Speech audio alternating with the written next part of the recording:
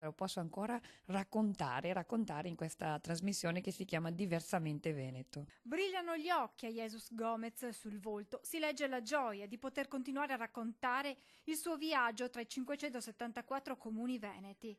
Dopo averlo fatto sui social, l'imprenditrice brasiliana d'origine e veneta d'adozione è pronta a far conoscere ad un pubblico ancora più vasto la sua esperienza che l'ha portata a percorrere più di 3.200 chilometri a piedi.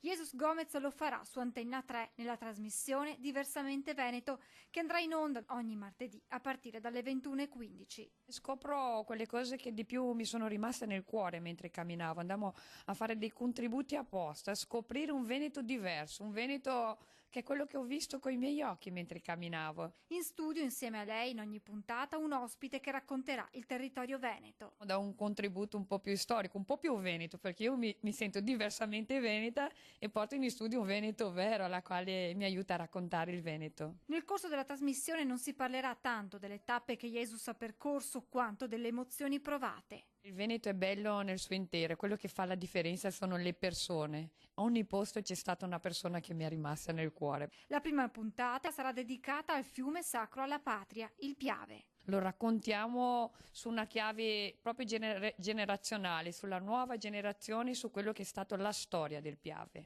Se dovessi descrivere il Piave in pochissime parole. Magico.